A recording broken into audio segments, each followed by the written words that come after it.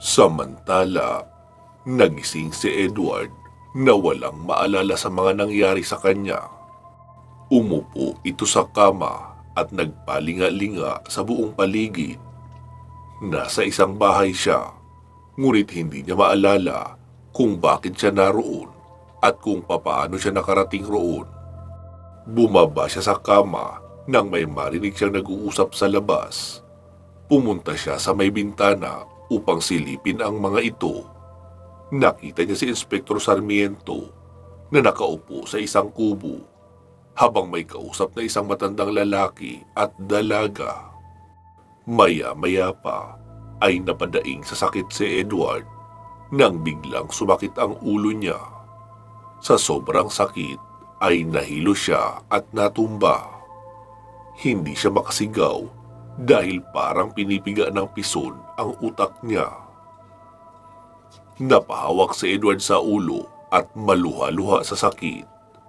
Maya-maya pa ay tuluyan na ring nawala ang sakit. Dito na bumalik ang kanyang mga alaala. Parang kuryenteng sumagi sa isip niya ang rason kung bakit siya naroon sa lugar na iyon. Tumayo siya at tumingin muli sa bintana. Abala pa rin sa pag-uusap ang tatlo. Dahil dito, nilibot na lang ni Edward ang tingin sa buong paligid. Marami siyang nakikitang kakaibang bagay, kagamitan at ilang uri ng mga halaman. Sa isang estante, maayos na nakahilera ang iba't ibang klase ng mga garapon. May maliit na sukat at may malalaki rin. Yung mga maliliit ay naglalaman ng langis at mga halaman, pero hindi niya matukoy kung anong halaman ang mga nakapaloob rito. Samantalang yung malalaki naman ay may mga nakapaloob na iba't ibang uri ng insekto at mga pambihirang reptilya tulad ng ahas, palaka at iguana. May mga nakasilid na papel sa loob nito. Subalit nakarolyo ang mga ito kaya hindi niya makita kung ano ang nakasulat. Hinayaan lang ito ni Edward at iginala pa ang mga mata sa buong bahay. Mula sa ibabaw ng misita, napansin niya ang isang kahon. May kakaibang kwintas ang nakapaloob dito na may isang maliit na piraso ng bato.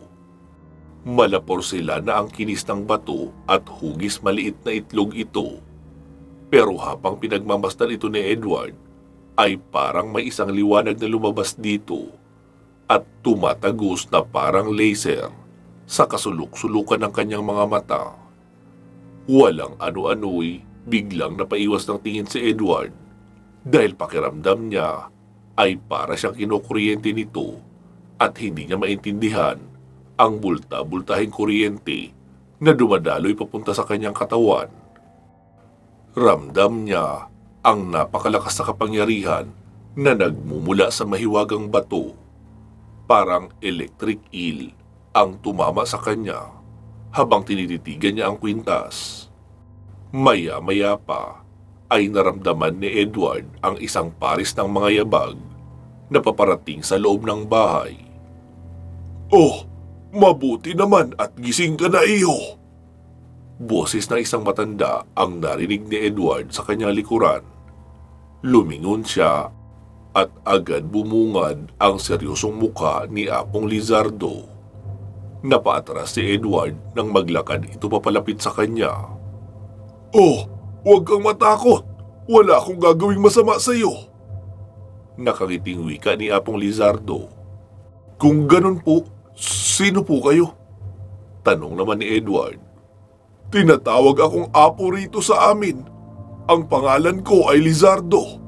Pero maaari mo naman akong tawagin sa kahit anong pangalang gusto mo. Pwedeng Amang, Lolo o Apong Lizardo. Dito ako nakatira kasama ng pamilya ko.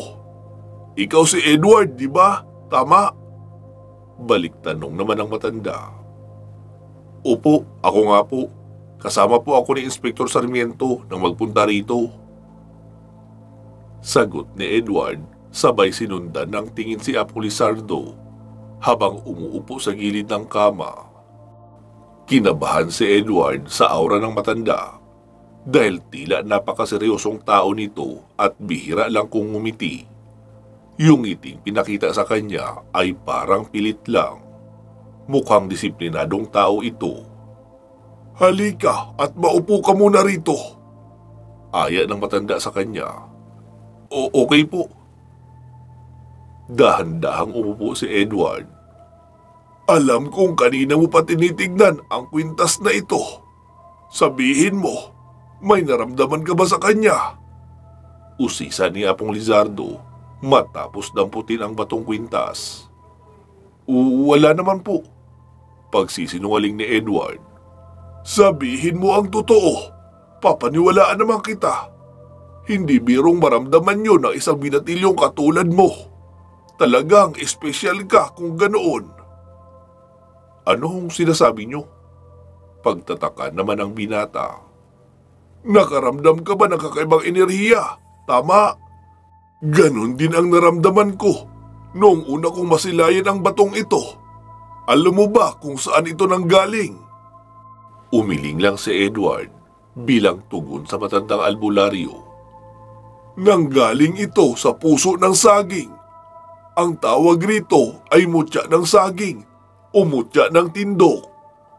Isa itong uri ng anting-anting na magagamit ng mga tao bilang proteksyon." Maikling paliwanag ni Apong Lizardo. "Proteksyon po?" Sambit naman ni Edward. "Oo, laban sa masasamang tao, bagay o hayop. Ginagamit din ito bilang panlaban sa mga aswang at hindi pangkaraniwang mga nilalang.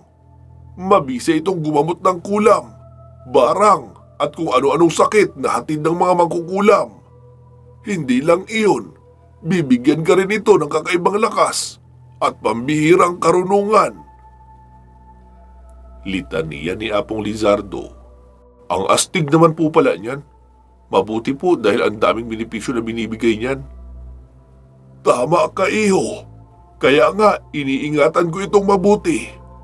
Ito ang tumutulong sa akin sa pang-araw-araw kong buhay dito sa aming baryo. Nalalayo ako sa kapahamakan ng dahil dito. Kaya madalas ko itong dala-dala."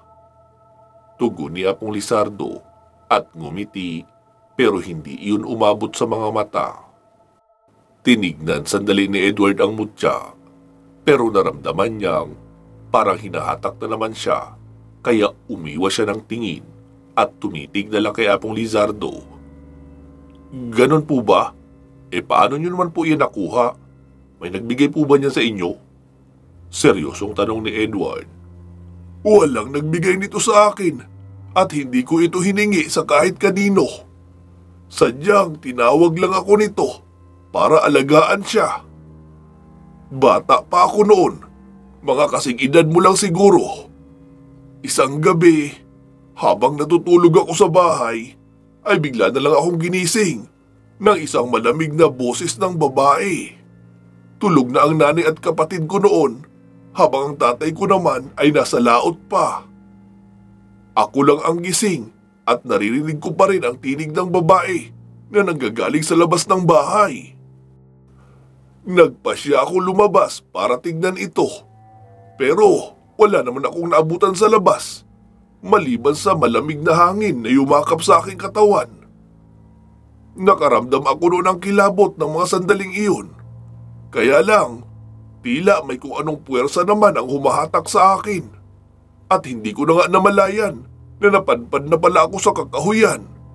Nasa harap na ako ng isang puno ng saging.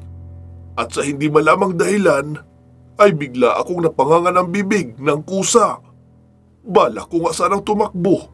Subalit hindi ko naman maigalaw ang katawan ko. Para akong napaparalisa at takang-taka kung bakit ako nakanganga ng mga oras na iyon.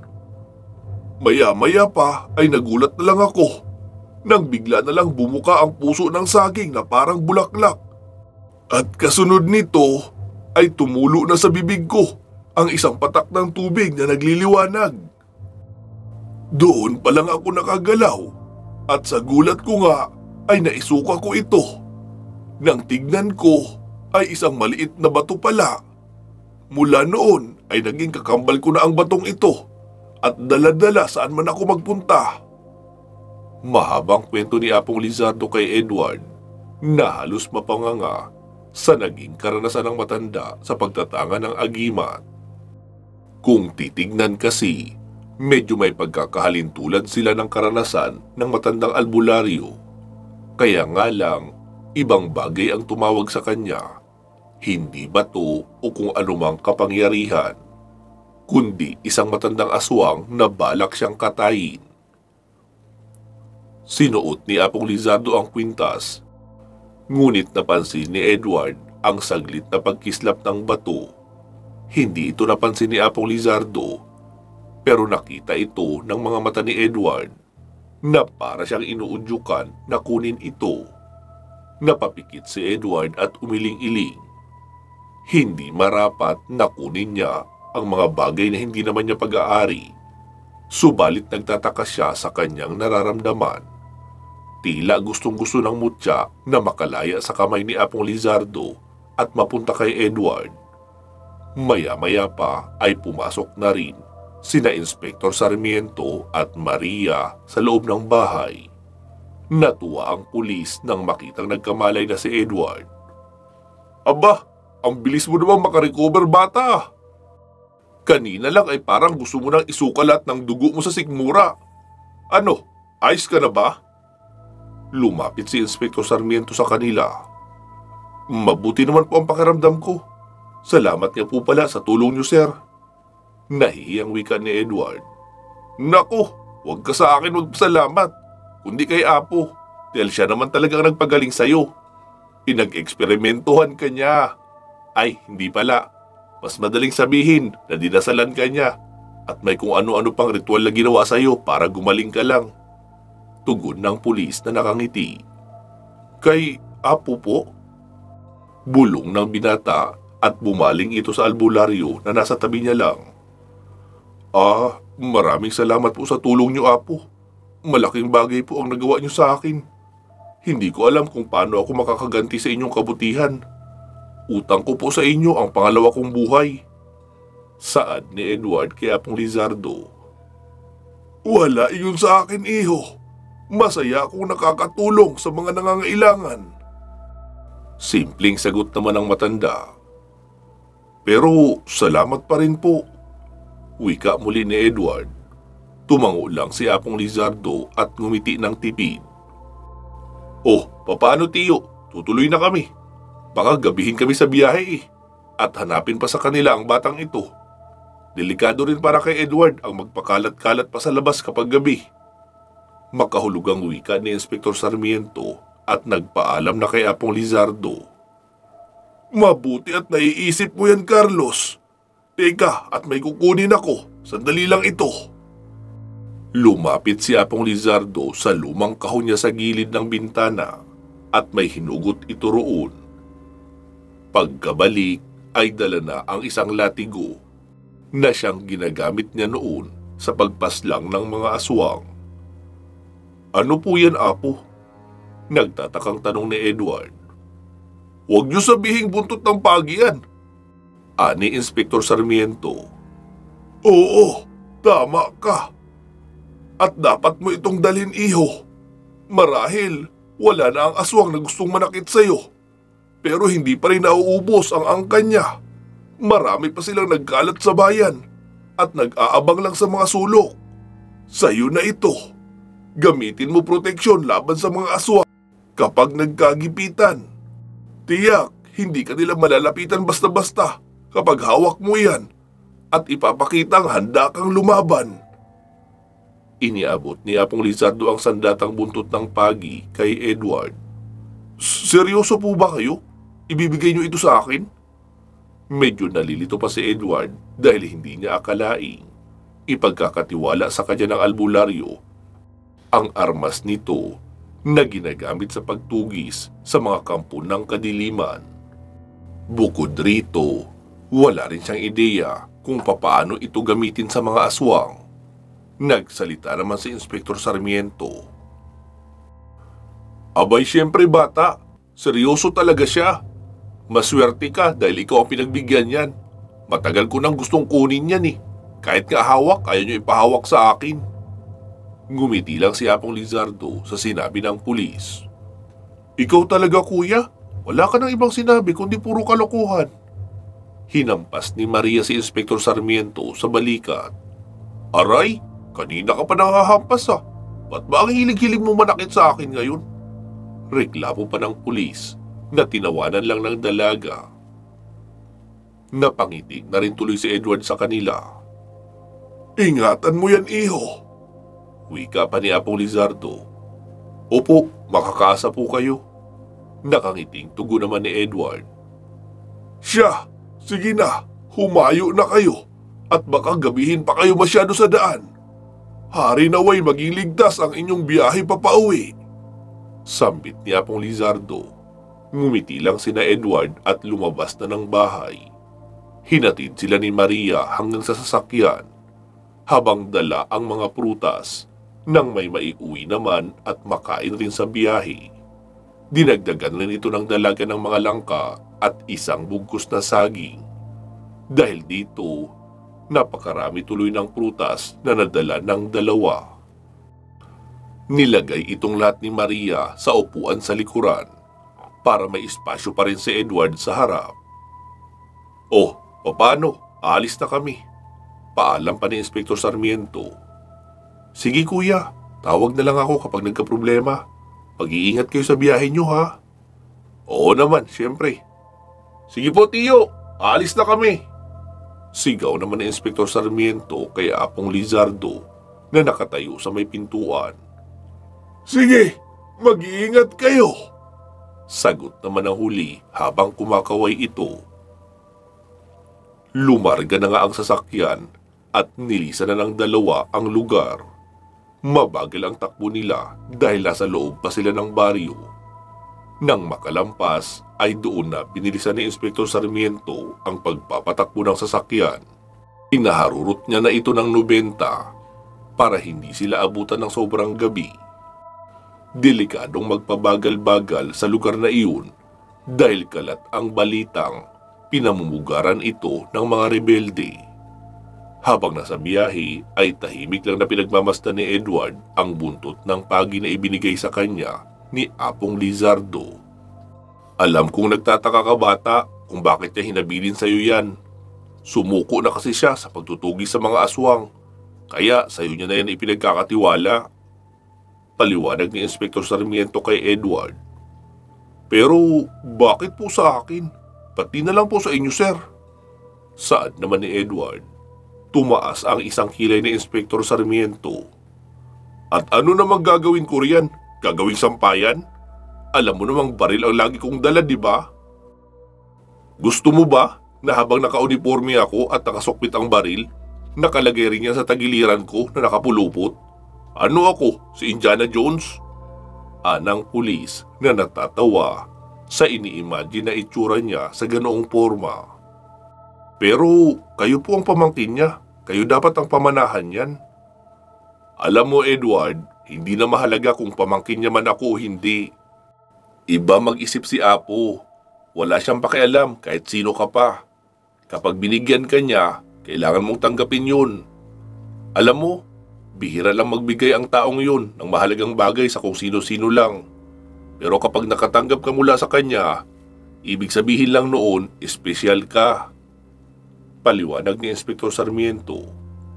Pero paano ko naman po gagamitin ito? Wala naman akong alam dito. Tsaka wala akong panahong manugis ng mga aswang. Marami akong ginagawa sa buhay at nag-aaral ako. Ayoko pong matali sa responsibilidad ng pagiging manunugis. Mahabang turan ni Edward. Ay, ikaw talaga Edward. Masyado mo ginagawang komplikado ang mga bagay na simple. Hindi niya naman kasi yan binigay sa iyo para manugis ka. Ibinigay niya yan para sa sarili mong proteksyon. Dahil kung mabango ka sa aswang na iyon, maaring pati sa ibang aswang ay mabango ka rin. Nauna lang sa pila ang matandang iyon at marami pa ang darating na magtatangka rin sa buhay mo. Paano kung matsyempohan ka? Ano gagamitin mong panlaban? Pwede mo bang sabihin na saglit lang at maghahanap ka muna ng armas? O di kaya lalabanan mo gamit ang kamao at paa mo lang? Sasapat ba yan? Sarkastikong wika ni Inspektor habang natatawa. Napaisip naman saglit si Edward kung sa bagay may punto rin naman ang pulis dahil hindi lang ang mahiwagang matanda ang nag-iisang aswang sa syudad, kundi marami pa sila at hindi niya alam kung kailan sila uli sasalakay sa mga tao o sa kanya.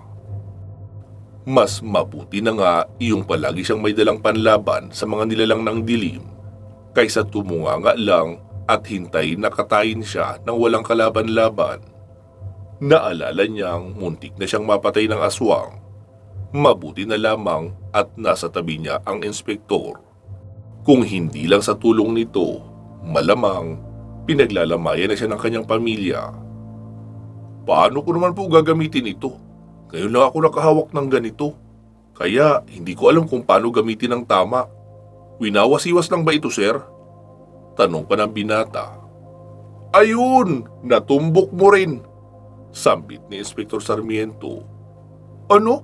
Ganun lang yung kasimple? Iwawasiwas? Gulat na sagot naman ni Edward. Bakit? May inaasahan ka ba bang iba? May nakita ka bang buntot ng pagi na pumuputok o nagiging espada? Di ba wala naman? Kaya, literal na panghampas lang talaga yan. Pero siguraduhin mong wag puro hangin ang tatamaan mo ha. Ipatama mo sa aswang para maging epektibo. Tumatawang wika pa ni Inspektor. Habang patuloy sa pagmamaneho ay hindi sinasadyang nagawi ang tingin ni Inspektor Sarmiento sa side mirror ng kotse. Mula sa layong 10 metro ay isang nilalang ang nakita niyang lumilipad sa ere. Ganun pa man, hindi siya nagpahalata kay Edward na may sumusunod sa kanila. Nag-focus siya sa kanyang pagmamaneho. Akala ko po kasi may sasambitin pang orasyon gaya ng ginawa mo sa aswang bago ka bumaril. Ani Edward, ngunit hindi na sumagot ang pulis. Napansin niyang madalas napapagawi ang tingin ni Inspektor Sarmiento sa side mirror ng sasakyan sa bahagi nito. Bakit ho, sir? May problema po ba? Tanong pa ng binata. Hindi. Wala naman. Ngumiti ng pilit si Inspektor Sarmiento.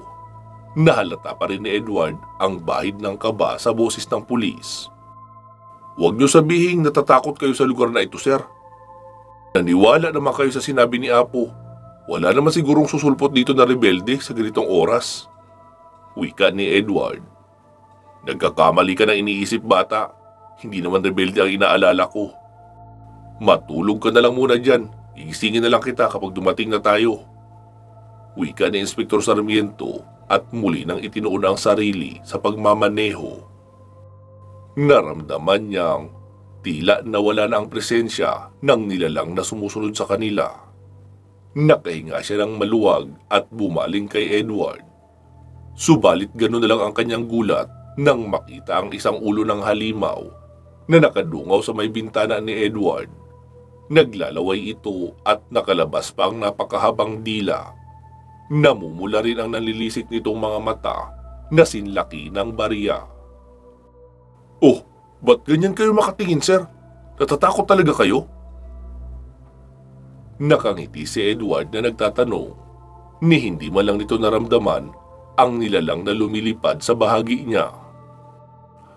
Walang tunog na nilika ang aswang nang lumapag ito sa bubungan ng kotse. Hindi ito naramdaman ng dalawa dahil nasa lubak sila na bahagi ng kalsada.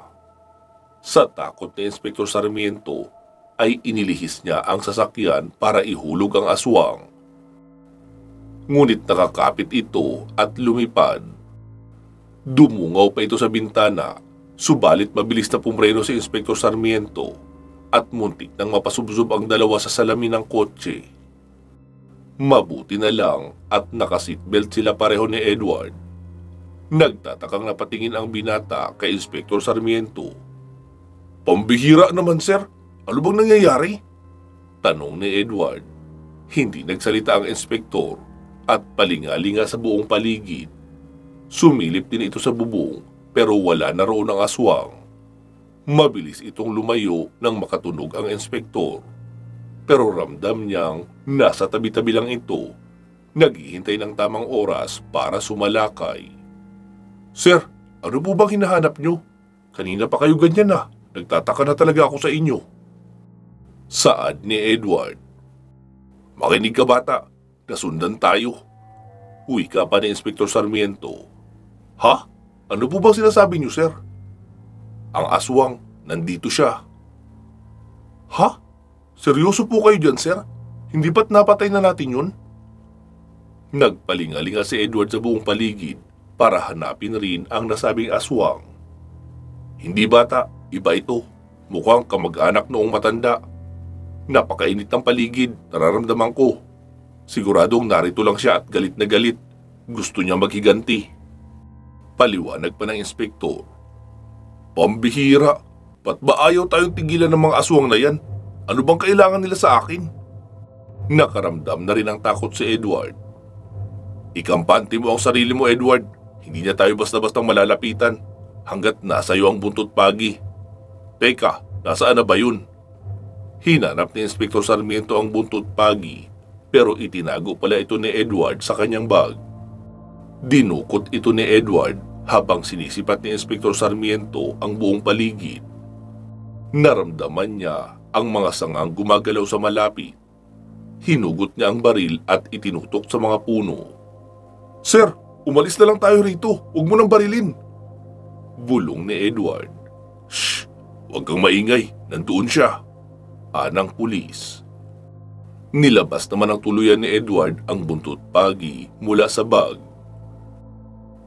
"Sir, huwag niyo na pong barilin. Kundi lagot tayo." Ani Edward.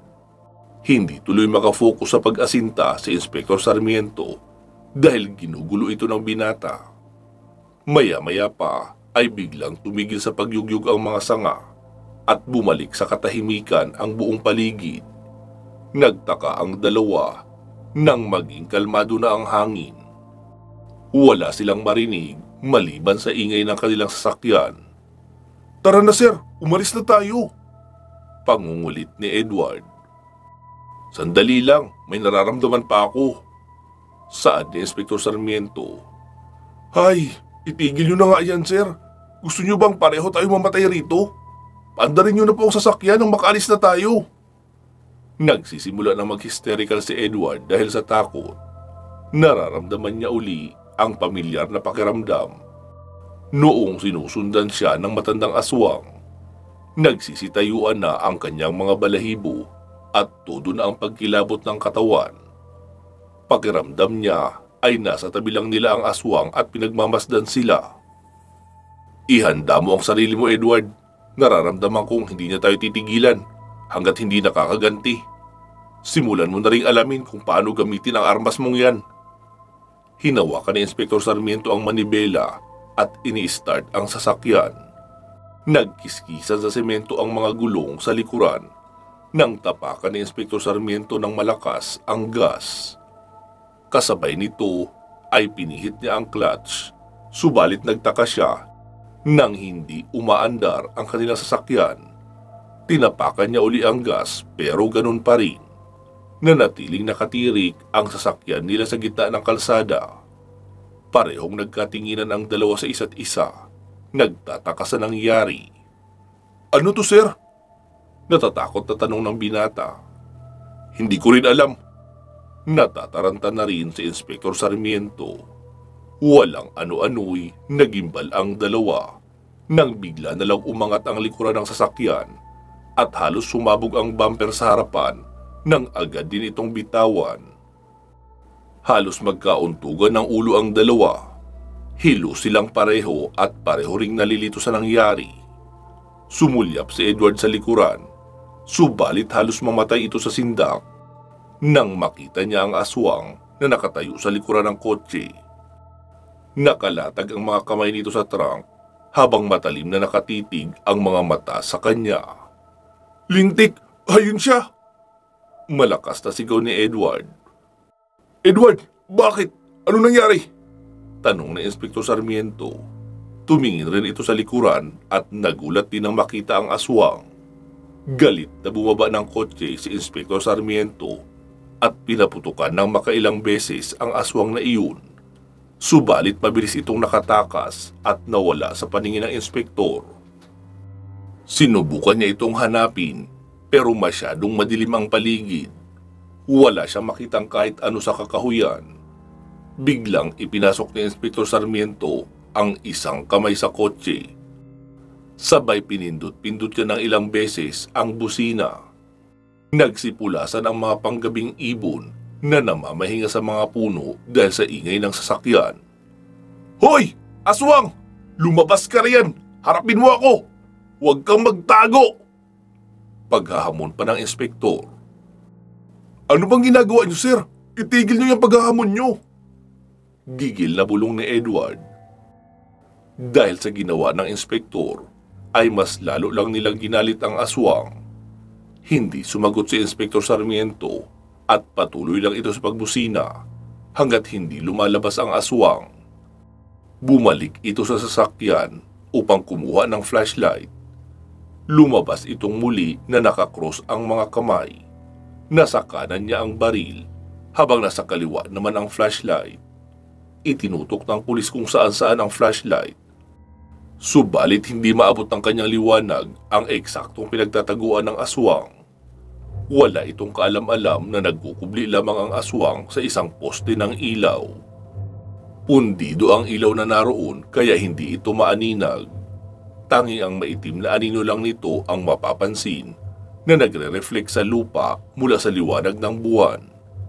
Sinubukang pigilan ni Edward ang pulis, ngunit lubhang matigas ang ulo nito. "Diyan ka lang, Edward! Huwag kang lalabas!" Bili ni Inspektor Sarmiento kay Edward. Dahan-dahan itong naglalakad sa kalsada at tumawid sa kabilang linya. Tumingin siya sa dulo at likuran ng highway, tsaka nakinig. Wala siyang maramdaman na paparating na mga sasakyan. Sa tansya niya, pasado 7:00 pa lang naman ang gabi. Masyado pang maaga para mawalan ang kalsada ng mga dumaraang sasakyan. Naitutok niya bigla ang baril sa kakahuyan nang makaramdam mula roon ng kaluskos. Kasabay nito ang paghampas ng isang malamig na hangin na tila diniliktahan siyang lumapit.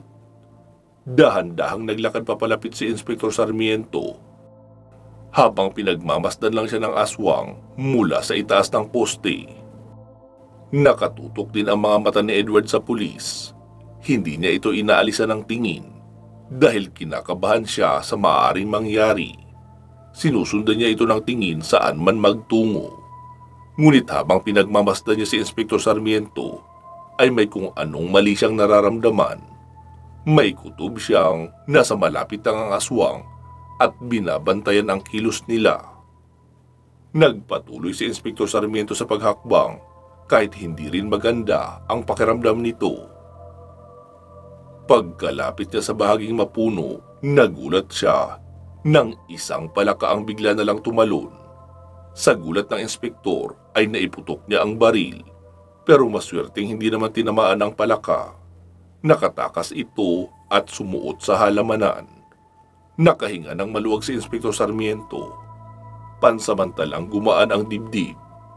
Biglang may dalawang malakas na tunog ng busina mula sa sasakyan na si Edward ang may gawa. Sa gulat muli ng inspektor ay muli niyang naiputok ang baril. "Sir! Tara na po! Umalis na tayo rito!" Sigaw pa ni Edward. "Buwisit naman!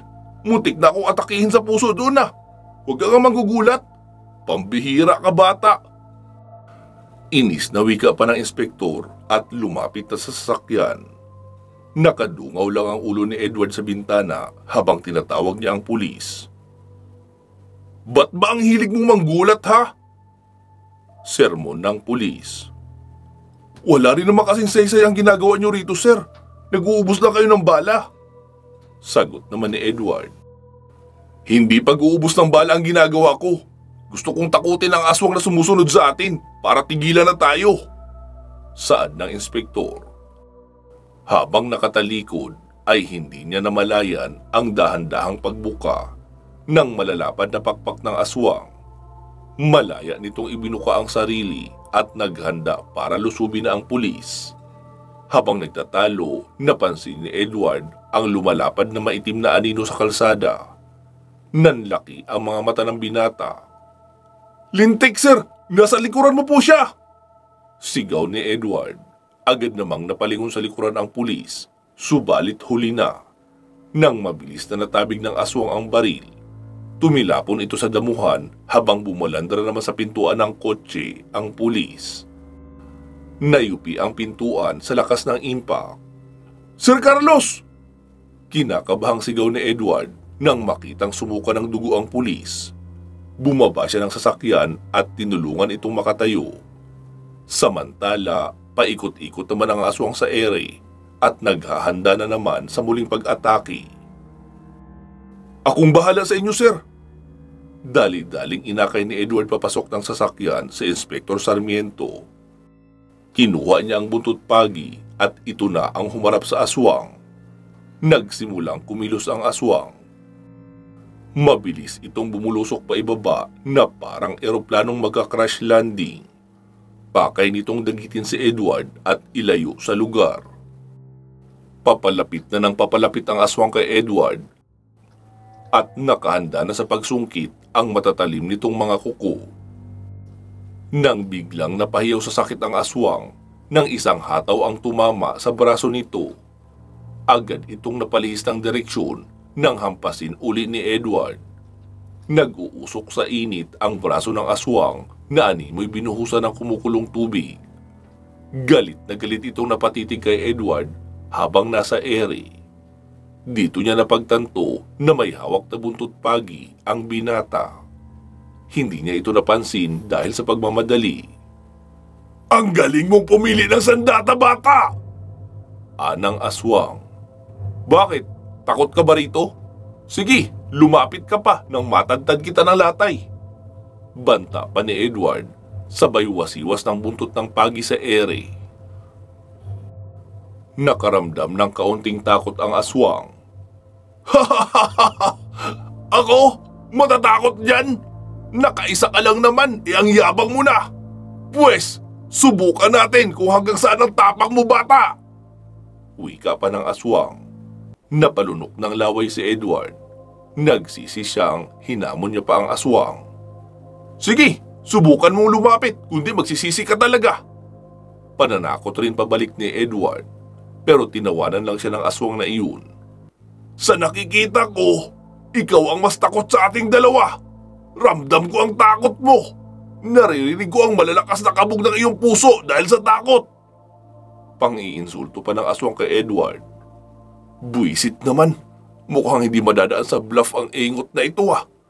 Anong gagawin ko ngayon?" Bulong ni Edward sa sarili. Kinakabahan na siya sa maaaring mangyari.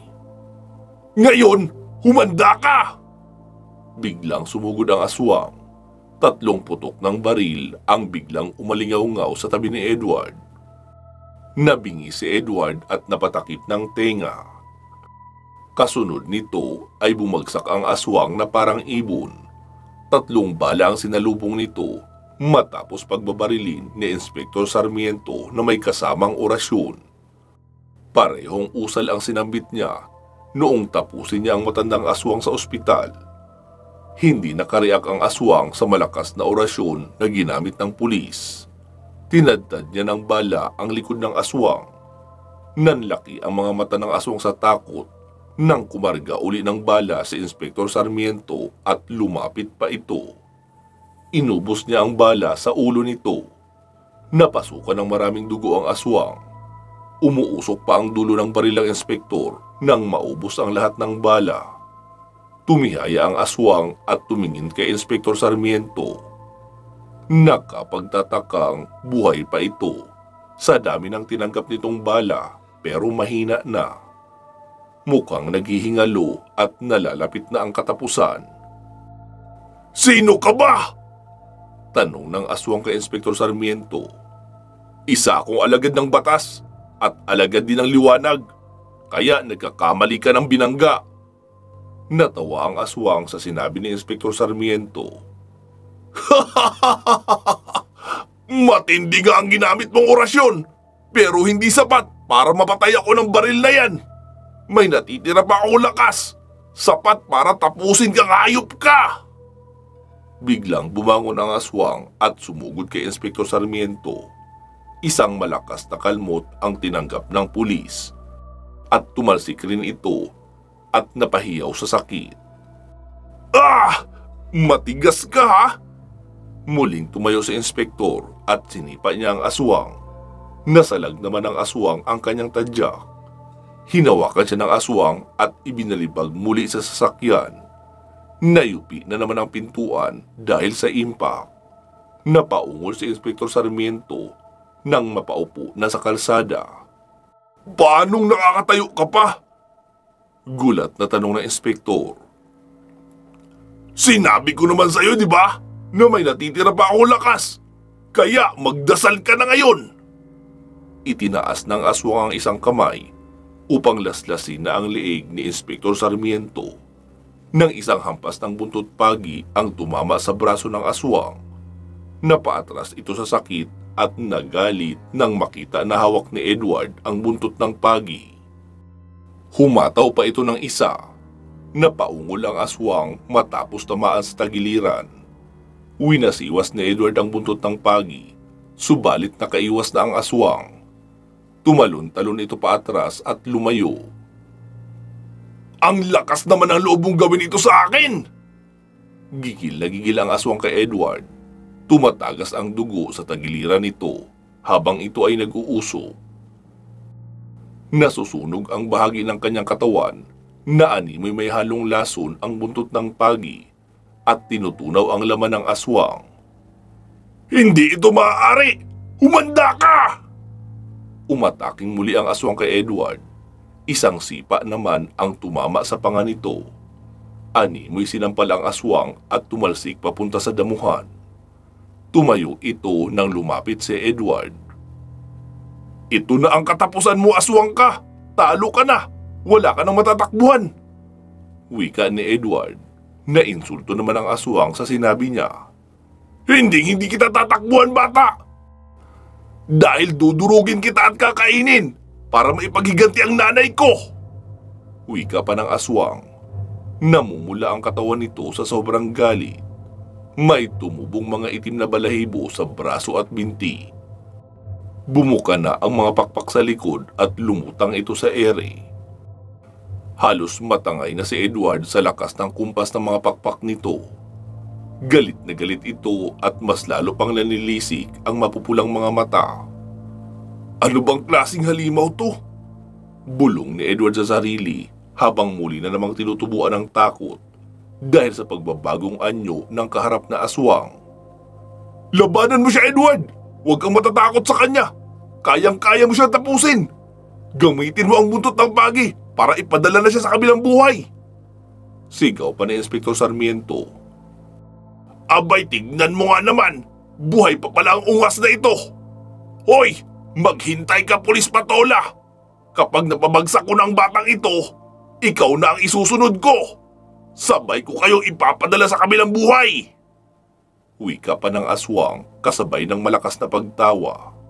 Dahil dito ay tila na panghinaan ng loob si Edward. Bumaba ang tiwala niya sa sarili. Bumagsak ang mga kamay at sumayad sa lupa ang buntot pagi.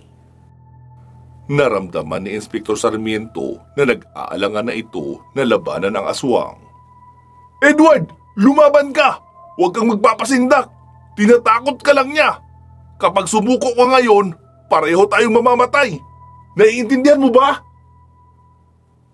Sigaw ng inspektor. Hindi ito makatayo dahil sa iniindang sakit sa katawan.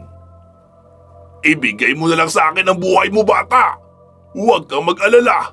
Gagawin kong magaan para sa iyo ito! Hindi na kita pahihirapan! Saad pa ng aswang. Edward! Ano ba? Gumising ka! Sigaw pa ni Inspektor Sarmiento. Patraidor na sumugod ang aswang habang nakatulala si Edward. Pumikit ito at yumuko. Napabuntong hininga si Inspektor Sarmiento. Mukhang isinuko na nga ng binata ang sarili niya. Itinutok ng inspektor ang baril at sinubukang asintahin ang aswang, pero wala pala siyang bala. Napamura siya sa inis. Nalalapit na ang kamatayan ni Edward sa kamay ng aswang at wala siyang magawa para matulungan ito. Gamit ang matatalas na mga kuko, tinagbas ng aswang ang ulo ni Edward. Subalit isang pangyayari ang hindi inaasahan. Habang bumubulusok ay nagimbal ang aswang nang biglang dumilat si Edward at iwinasiwas ang buntot pagi. Sinalag ito ng aswang gamit ang isang braso. Isang malakas na hampas ang pinatikim ni Edward sa aswang. Napahiyaw sa sakit at gulat ang aswang nang malatigong muli sa mukha. Bumagsak ito sa lupa. "Sige! Ganyan nga, Edward! Ituloy mo lang yan!" Sigaw pa ni Inspektor Sarmiento kasabay ng pagsuntok sa hangin dahil sa tuwa. Para siyang nanalo sa loto nang matauhan rin sa wakas ang binata. Magagawa na nitong tapusin ang aswang sa pamamagitan ng buntot pagi. Subalit tila yata ayaw pang sumuko ng aswang at nagagawa pa nitong tumayo sa kabila ng kanyang mga tinatamong sugat. Nagsimulang bumagsik ang itsura ng aswang kasabay ng pagyanig ng kalsada. Nagimbal ang dalawa nang unti-unting humaba ang pangil ng aswang. Nadagdagan ang laki ng katawan nito. Ang taglay na lakas na minana pa sa mga magulang ang sinusubukan nitong palabasin sa kanyang katawan. Hindi masisisi ni Inspektor Sarmiento kung bakit napapatras na ngayon sa takot si Edward. Hindi na kasi isang pangkaraniwang aswang ang kaharap nila ngayon, kundi isa ng nilalang na nabuo sa galit at puot. Malakas na umatungal ang aswang habang lumiliyad at sinasakop ng kung anong enerhiya. Dahan-dahang nagbitak-bitak ang kalsada mula sa inilalabas na puwersa ng aswang. Kinabahan si Inspektor Sarmiento sa mga mangyayari, kaya agad itong sumakay ng sasakyan at binuhay ang makina. Kailangan na nilang makaalis sa lugar bago pa makagawa ng pinsala ang aswang sa binata. "Edward! Pumasok ka na sa kotse! Dalian mo! Bilis!" Sigaw ni Inspektor Sarmiento. Natauhan naman ang binata at dali-dali itong tumakbo papasok ng kotse. Pinatakbo naman agad ni Inspektor Sarmiento ang sasakyan at pinaharurot habang nagre-recharge pa ng lakas ang aswang. Iniwan na nila ito sa gitna ng kalsada habang nagngingit-ngit sa galit. "Ano bang klaseng halimaw yun, sir? Parang hindi naman yata yung normal na aswang. Anong nangyayari sa kanya? Bakit ganito ang pakiramdam ko? Nakakaramdam na ako ng sobrang takot." Sinilip niya sa likuran ang aswang at nakitang nakatayo pa rin ito sa kalsada. Diretso lang itong nakatingin sa kanila, kaya hindi maiwasang matakot ni Edward. "Hindi ko rin alam, bata. Basta ang nakikita ko lang ay hindi na aswang ang kalaban natin, kundi isa ng halimaw. Hindi ko pa nabalitaang may nakasagupa na ganito kalakas na aswang, si Apong Lizardo. Sa palagay ko, nagmula iyon sa angka ng malalakas na aswang. Kailangan natin siyang iwasan hanggat maaari. Tumakas na lang muna tayo." Wika pa ni Inspektor Sarmiento. "Pero sir, hindi niya tayo titigilan. Tignan mo naman ang kapangyarihan niya. Parang umaabot hanggang dito ang napakaitim niyang aura. Sa tingin ko, kailangan natin bumalik sa tiyuhin mo. Mukhang siya lang ang makakatulong sa atin ngayon." Saad naman ni Edward. "Hindi na pwede yun, bata. Kapag bumalik pa tayo, para na rin natin ibinigay sa kanya ang ating mga buhay. Ang magandang paraan na lang na naisip ko ay lumayo at magtago muna. Pagkatapos ay saka natin lapitan si Apong Lizardo para humingi ng tulong," ani Inspektor Sarmiento. "Pero delikado yung naiisip niyo, sir. Sa lakas ng aswang na ito, ay madali niya lang mahahanap kung saan tayo pupunta. Bukod pa roon, maaari niyang balingan ang mga pamilya natin. Ayokong madamay pa ang pamilya ko rito, sir." Pag-aalala pa ni Edward. Dahil dito, napatigil sa pagmamaneho ang pulis. May punto lahat ng sinabi ni Edward. At kung iiwasan nila ito gaya ng ginagawa nila ngayon, ay maaaring mas marami pang inosenteng tao ang madadamay kaya't nakapagpasya na si Inspektor Sarmiento na harapin na lang ang aswang at sabay nila itong lalabanan hanggang sa huling patak ng kanilang dugo. "Handa ka na ba talaga lumaban, bata?" tanong ng pulis. "Opo, sir. Hanggang kamatayan." Nagulat ang dalawa nang biglang bumagsak sa harapan nila ang malaking aswang. Nakasayad sa lupa ang mahahabang mga pakpak nito na tila paru-paro habang nakatungo ang ulo. Walang ano-ano'y tumayo ito ng tuwid at nanlilisik ang mga mata na tumitig kay Edward. Base sa ekspresyon ng mukha nito, ay halatang ang binata lang talaga ang pakay at wala itong pakialam sa pulis. "Maganda ka na," wika pa ni Inspektor Sarmiento. May mga nakita pa itong bala ng baril sa sasakyan, kaya ikinarga niya itong muli. "Makinig kang mabuti. Ganito ang gagawin natin. May ekstrang gasolina pa ako sa trunk. Kailangan kong makuha yun. Pero kailangan mahati ang atensyon ng aswang. Lituhin mo muna siya para hindi niya mapansin ang plano natin. Ilalagay natin siya sa isang patibong na hindi niya matatakasan. Pagkababa natin, saka ka tumakbo doon sa gubat. Umikot-ikot ka lang ng ilang beses, tapos bumalik ka kaagad. Dapat mong tandaan kung saan ka dumaan para madali mong mahanap ang labasan. Habang ginagawa mo yun, bubuhusan ko ng gasolina ang spot na iyon. Doon natin siya ikukulong. Susunugin natin siya ng buhay. At kapag hindi na siya makagalaw, ay saka natin tatapusin ng tuluyan. Ano, maliwanag ba sa iyo ang plano ko?" Litaniya ng inspektor. "Maliwanag pa sa sinag ng buwan, sir." Tugon pa ni Edward. "Okay, handa na akong kumilos." Saad ni Inspektor Sarmiento. "Tadtarin niyo siya ng bala, sir. Saka ko naman hahatawin ng pagi kapag sumugod. At kapag nahuli na natin siya, kailangan natin siyang mapaluhod at pupugutan ng ulo. Sa ulo niyo po patamaan, gaya ng ginawa niyo sa nanay niya. Sisikapin ko namang kunin ang atensyon niya. Mauuna na akong bababa." Mahabang paliwanag pa ni Edward. "Mahusay rin ang naisip mong plano, bata. May patalim ako rito. Pero anong plan B natin?" Tanong pa ng inspektor. "Ha? Plan B po?" Napakunot ang noo ng binata. "Hay, bahala na nga. Basta gawin na lang natin yung plan A. Saka na natin isipin ang plan B pag pumalpak." Ani Inspektor Sarmiento. "Okay po, sir, copy." Dahan-dahang bumaba ng sasakyan si Edward habang nakatuon pa rin sa kanya ang pansin ng aswang. Dahil sa nilabas nitong puwersa ay kinain na rin ng itim na kapangyarihan ang kanyang katinuan. Wala na ito sa tamang pag-iisip at ang tanging misyon na lamang ay tapusin si Edward bago ang inspektor.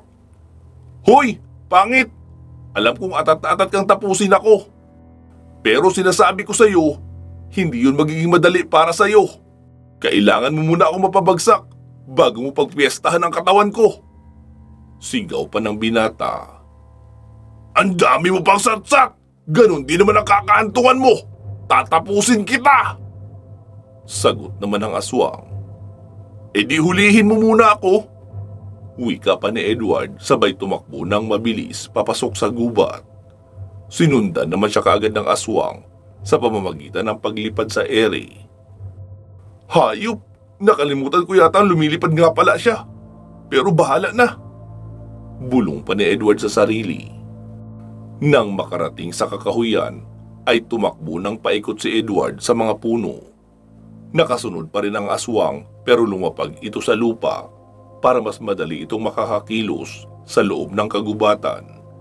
Samantalang si Inspektor Sarmiento naman ay dali-daling kinuha ang galon na may lamang gasolina sa loob ng trunk ng kotse.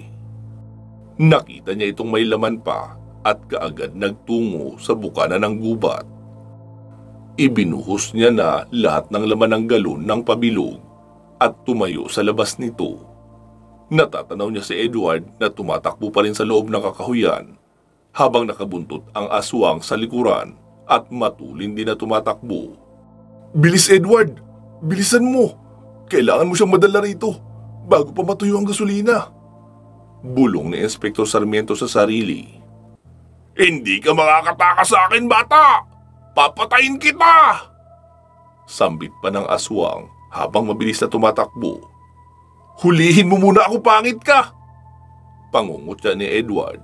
Dahil dito, mas lalo pang nagalit ang aswang at tumalon ng mataas. Napahinto sa pagtakbo ang binata nang biglang lumapag ang aswang sa harapan niya. Hinanda kagad ni Edward ang buntot pagi at hinataw sa katawan ng aswang. Sinalag ng braso ang latigo. Hindi na ininda ng aswang ang sakit at hinila ng malakas ang buntot pagi. Napasama si Edward sa paghila. Pero nagawa niya makabitaw agad bago pa siya masakal ng aswang. Mabilis na itinapon ng aswang ang latigo dahil nasusunog ang kamay nito sa paghawak doon. Ngayon, nahuli rin kita!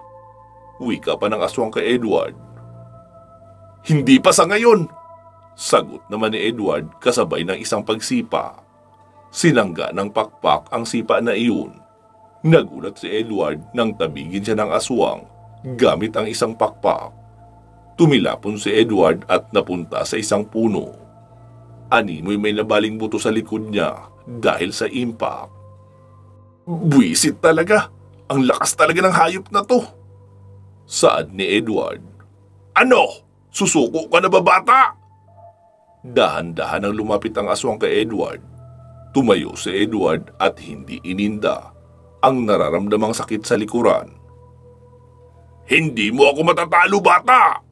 Kahit paanong gawin mo, isa ka lang maliit na langaw kumpara sa akin, kaya sumuko ka na! Pangiinsulto pa ng aswang.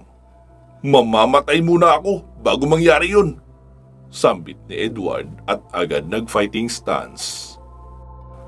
Pinakiramdaman niya ang kilos ng kalaban habang binabasa ang iniisip nito. Napakabilis na sumugod ang aswang at nagpakawala ng sunod-sunod na pagkalmot. Mabilis namang umilag si Edward at nakaiwas ito. Mabuti na lang nakayuko siya dahil kung hindi ay baka patay na siya agad. Wasak ang gilid ng puno nang dito tumagos ang isang malakas na suntok ng aswang. Habang hinuhugot ang kamay ay sinipa naman ni Edward sa bandang tuhod ang aswang na iyon at napaluhod ito. Bumuga ng suntok si Edward at sinabayan pa ng somersault. Natabingi ang muka ng aswang sa impact at halos matanggalan ng pangil. Hindi pa nakontento si Edward at binanatan niya pa ito ng matitinding mga suntok sa bodega at tagiliran. Marahil sa adrenaline rush, kaya hindi na malaman ni Edward kung saan nanggagaling ang lakas niya ng mga oras na iyon. Animoy sumasayaw na ang aswang sa tindi ng impact ng mga magkakasunod na suntok at sipa. Isang roundhouse kick pa ang nakawala at lupaypay na bumagsak sa lupa ang aswang. Marami itong tinamong bugbog na himalang tumalab at nagpahina rito. Nanilisik na nakatitig ang mga mata nito kay Edward na parang hindi ito makapaniwala kung saan humugot ng lakas ang binata. Isa ka bang karatista, bata? Tanong ng aswang kay Edward. Oo, dati akong karatista. Bakit? Nanlalaki ang mga mata ng aswang. Sinubukan itong bumangon pero nag-backflip si Edward at sinadyang doon lang din bumagsak sa katawan ng aswang. Hindi makahinga ang aswang na tila sumikip ang paghinga. Hinawakan nito ang binti ni Edward at tinangkang kagatin. Pero isang mabilisang tadyak ang ibinigay ng binata na tumama sa mukha noon na siyang nagpatingala. Magaling ka nga, bata! Pero hindi mo na ako uli maiisahan! Nababasa ko na ang mga galaw mo! Tumayo ang aswang. Hindi naman ako ganun kagaling. Sapat lang ang nalalaman ko para ipagtanggol ang buhay ko. Eh ikaw, anong laman ng utak mo? Puro pagkain ng mga inosenteng tao? Pangungutya ni Edward. Tumigil ka! Talagang ginagalit mo ako, hampas lupa! Ngayon, matitikman mo ang bangis ko! Sumugod ito at nagpaulan ng mga kalmot. Todo iwas naman si Edward, pero sadyang napakabilis ng aswang na iyon. Natamaan ito si Edward at napunit ang kanyang damit. Napangiti ang aswang. Kinampay-kampay pa nito ang mga pakpak at umihip ng malakas na hangin. Nagsisayawan ang mga sanga sa mga puno na animoy may nagpapagalaw rito. Lumindol ang paligid at muntik nang matumba si Edward. Nahilo ito sa lakas ng pagyani. Napatingin siya sa aswang pero wala na ito sa kinatatayuan. Naramdaman din ni Inspektor Sarmiento ang pagyanig sa gubat, kaya hindi niya maiwasang mag-alala kay Edward. Samantalang si Edward naman ay itinuon ang sarili sa paghahanap doon sa aswang. Napakadilim na uli ng paligid kaya hindi niya ito makita. Pero ramdam niya na nasa malapit lamang ito. Hindi man ito nakikita ng kanyang paningin, subalit nararamdaman niya naman ito sa paligid. Naaamoy din niya ang mabahong samyo nito. Ang masangsang na amoy ng aswang ang nagdala sa kanya para matagpuan niya ito. Nakita niya ito na nakatalungko sa isang sanga ng puno. Dinampot niya ang buntot pagi at hinataw ito, pero tinawanan lang siya ng aswang nang hindi umabot ang paglatigo sa kinatutungtungan nito. "Bumaba ka riyan! Harapin mo ako dito!" Hamon pa ni Edward. "Masyado kang mayabang bata! Saan mo ba hinuhugot ang lakas ng loob na yan?" Wika pa ng aswang. "Sa pantog ko! Bakit? Gusto mong matuto? Duwag!" Pangiinis pa ni Edward. Napikon naman ang aswang. "Humanda ka! Dahil pagsisisihan mo ang lahat ng pinagsasabi ng tampalasan mong bunganga!" Lumapag ang aswang sa harap mismo ni Edward. Hawak ni Edward ang buntot pagi, kaya medyo nabawasan ang kanyang nararamdamang takot. Gayunpaman, nagulat siya nang biglang umatake ang aswang. Ginamit na naman ito ang bilis at nagpakawala ng mga kalmot. Mistula itong pusa nang tadtarin si Edward ng mga kalmot. Panay ang ilag ni Edward dahil sa mabibilis na atake ng aswang. Sumipa siya at sinundan ng dropkick. Tinamaan sa tagiliran ng aswang pero hindi na nito ininda. Umatake pa itong muli. Wasak ang katawan ng puno nang makaiwas si Edward. Hinataw niya ito ng buntot pagi. Animoy sinampal sa mukha ang aswang nang saluhin nito ang atake. Namula at umusok ang pisngi nito. "Buwisit! Pagbabayaran mo ito!" Galit na ang aswang. Isang hataw pa ang nagpaurong rito sa sakit. Nag-usok muli ang pisngi ng aswang. Sobrang nanggagalaiti na ito sa galit dahil masyado na siyang napapahiya sa laban. Ngayon lang siya napahiya ng ganito at hindi niya matatanggap na isang hamak na binatilyo lang ang gumagawa nito sa kanya. Nagpupuyos na siya sa galit.